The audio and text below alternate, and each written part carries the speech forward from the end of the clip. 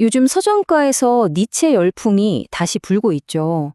그런데 한 베스트셀러가 정말 뜨거운 논란의 중심에 섰습니다. 과연 니체의 철학을 제대로 담은 책일까요? 아니면 그냥 잘 팔리는 상품일까요?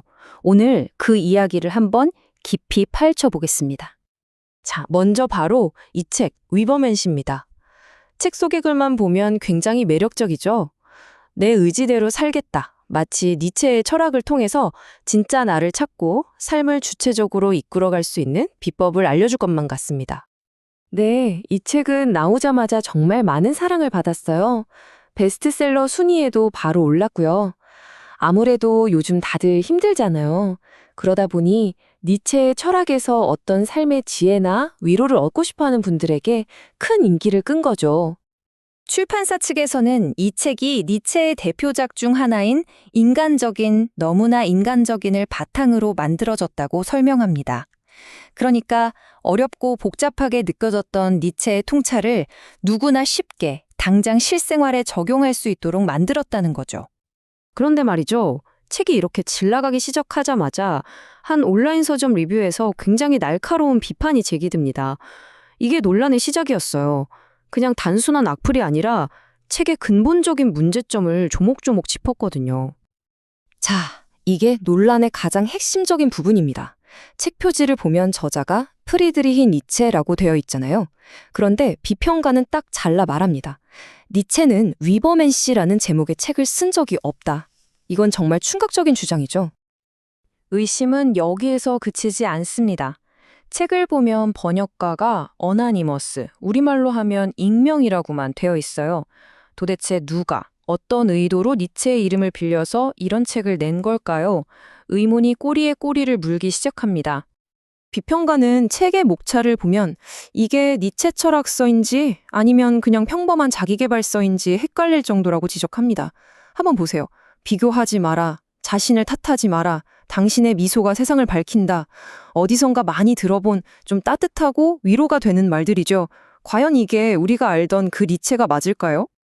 네, 그래서 이 비평가의 결론은 이겁니다.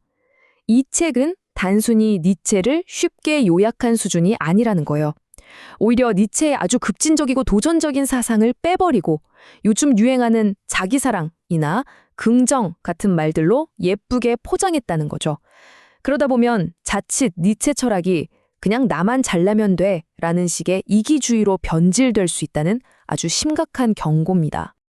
자, 그럼 이쯤에서 이런 생각이 들죠. 도대체 뭐가 진짜 니체고 뭐가 가짜 니체란 말인가? 이걸 우리가 어떻게 판단할 수 있을까요?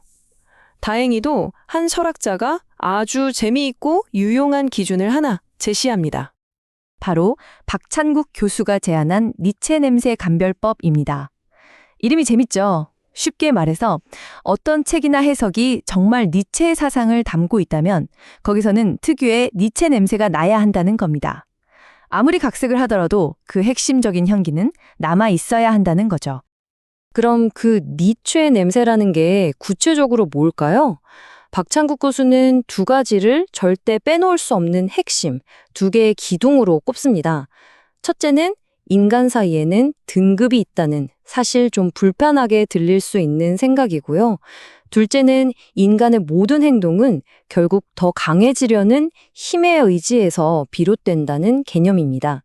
이 두 가지를 빼고 니체를 말할 수는 없다는 거죠. 근데 왜 이런 감별법까지 필요할까요? 그건 니체라는 철학자가 역사상 그 누구보다도 정말 다양하게 때로는 정반대로 해석되어 왔기 때문입니다. 보는 사람에 따라서 완전히 다른 얼굴을 하고 있는 거죠. 학계에서도 크게 세 가지 흐름이 있어요. 어떤 학자들은 니체를 기존의 모든 권위에 저항하는 좌파 사상가로 보기도 하고요. 또 어떤 학자들은 그를 현대 기술 문명의 근원을 파헤친 철학자로 해석합니다. 그리고 고대 그리스의 귀족처럼 강하고 고귀한 덕을 강조한 인물로 보는 시각도 있죠. 정말 다 다르죠. 앞서 니체 냄새 감별법을 제시했던 박찬국 교수는 이 세 가지 중에서 마지막 덕 윤리학적 해석이 니체의 본 모습에 가장 가깝다고 주장합니다. 왜냐하면 니체는 평생에 걸쳐서 어떻게 하면 더 뛰어난 고귀한 인간이 될 수 있는가를 고민했기 때문이라는 거죠. 좋습니다. 그럼 이제 우리가 가진 도구들을 총동원해서 이 베스트셀러 위버맨시가 과연 진짜 니체 냄새를 풍기는지 아니면 그냥 좋은 향수를 뿌린 자기계발서인지 한번 최종적으로 비교해 보겠습니다. 한번 나란히 놓고 볼까요? 왼쪽은 진짜 니체가 말하는 고귀한 인간의 모습입니다. 고통 속에서도 성장하고 자기 자신을 엄격하게 단련하는 그런 강한 인간상이죠. 그런데 오른쪽 위버맨 씨 책의 조언을 보세요. 자신을 탓하지 마라. 모두에게 착할 필요 없다. 어떤가요? 왼쪽의 치열함보다는 따뜻한 위로와 격려에 가깝게 느껴지지 않으세요? 이 차이가 정말 극명하게 드러납니다. 그래서 비평가는 마지막으로 이런 경고를 남깁니다. 진짜 위험은 독자들이 이 책의 달콤한 조언들을 진짜 니체의 철학이라고 믿게 되는 것이라고요. 그렇게 되면 결국 내 기분, 내 욕망이 제일 중요해 라는 식의 자기 중심적인 생각에 빠져서 주변과 단절될 수 있다는 아주 뼈아픈 지적입니다. 오늘 이 논쟁은 우리에게 마지막으로 이런 질문을 던지는 것 같습니다. 니체처럼 어렵고 때로는 불편한 철학이 대중에게 쉽게 다가가기 위해 상품처럼 포장될 때 우리는 과연 무엇을 얻고 또 무엇을 잃게 되는 걸까요? 한 번쯤 깊이 생각해 볼 문제인 것 같습니다.